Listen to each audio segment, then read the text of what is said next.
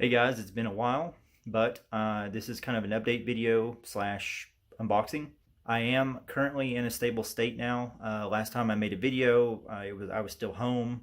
I got news I was leaving, and I didn't really know what was going to happen, where exactly I was going to be, and what it was going to be like. So, quick update: I am in a hotel room for the next year, so that part's really nice.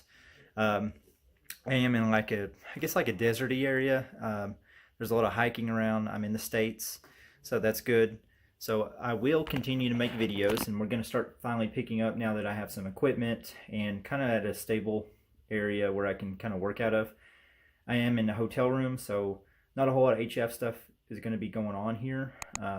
So you're going to see a lot of POTA and a lot of SOTA out of this channel, and that's why I was asking for radio recommendations for POTA and SOTA. The overall quality of the channel over the next month, whatever videos I put out, it's going to be a little lower than usual. I don't have my tripod yet. I don't have my microphone yet or dedicated camera. We're still working on it, but I figured I got the radio.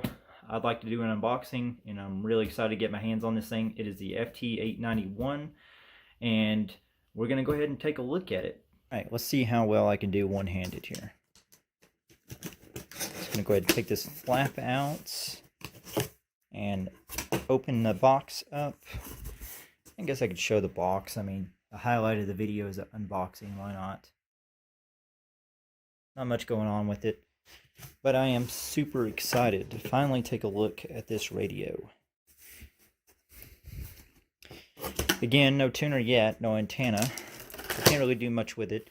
I did buy one of these fancy, was it BIMO batteries? I forget. I don't know if that's how you pronounce it. One of those nice lithium-ion batteries, kind of lighter. So that's what I'm going to be using for that. Here's my warranty card. Nice. And of course, we have our manual. I've got the classic Yaesu sticker. You know, the basics. And let's see what we got here.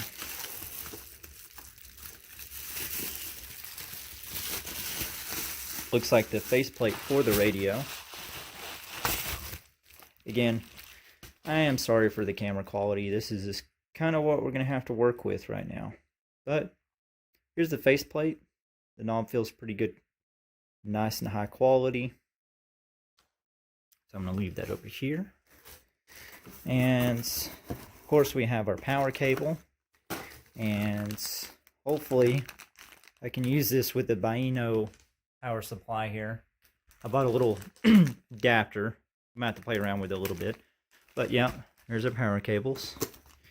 And I'm guessing this right here is probably our hand mic. So let's take a look at it.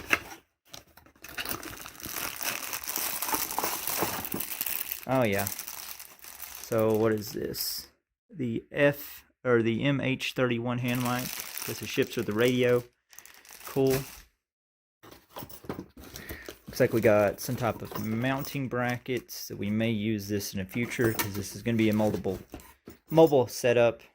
And here, of course, we have the radio itself. So, smaller radio is probably why it needs all this metal here for heat dissipation.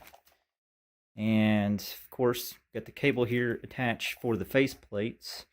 And on the back, we've got various connectors here: power, antenna, tuner, data, USB for the computer.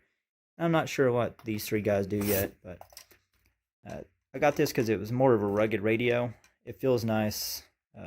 Feels nice and rugged, durable. It's going to be packed around with me quite a bit, so that's the reason I got that one. Now, let's see what else. What else is in the box? Mostly just mounting screws, that type of thing. But I really cannot wait to actually get this thing out and start playing around with it a little bit. Let's see if I can't actually get it at least powered on in camera, and just see what the faceplate looks like. So we got the radio powered up in the worst way possible. Yeah, never do that. It's not safe. I'm not transmitting or anything, so I'm not really using any real power. But yeah, so here's the radio itself. The display looks pretty nice. I still got the plastic on here, but of course we got our tuning knob over here. I haven't really taken a look too much at the manual to see, you know, what all the buttons do, but it looks like we have our band select here, and we're able to kind of select through. Kind of weird that those are labeled with frequencies instead of the actual band. That'll take a little bit getting used to. But looks like we've got our volume knob. Not sure what that one does. But, you know, I'll just have to play around with it. But all in all, pretty rugged little radio. I mean, let me go ahead and turn this guy off before I short out this battery. Go ahead and pull these wires out too. All in all, pretty rugged radio. I mean, it's a lot heavier than I thought, but that combined with the tuner, combined with the battery, probably going to be a little harder to pack around than I thought. But yeah, I mean, I'm also going to have to figure out the power poles here. I'm sure somebody in the comments will have an answer, but I have to crimp some on with limited tools. And then one of these are going to be for the radio. Obviously, the other one's going to be for the tuner. But that's kind of the plan moving forward. This guy's going to be my daily driver, and I'll pack him out to different mountains and stuff like that, and you know, work some mobile. Anyways, that's pretty much it for now. Just figured I'd like to unbox the radio on the channel and also show you guys that I am still alive. I'm still around, and I'm still making videos. There was quite the break, but I kind of get back to it. Got some new equipment. Going to see some new things on the channel, and it's going to be a fun time. It's just going to be a little bit of a rocky start, you know, getting the new schedule in, figuring out what to film, getting a new tripod, new filming equipment, microphone, and eventually we may be able to stream HF. It might not be here in the next month or two, but several months down the road we might still start streaming again. So anyways, I hope you guys enjoyed the video. I know it's not much. I know the quality isn't great, but we'll get there. Anyways, thanks for watching, N73.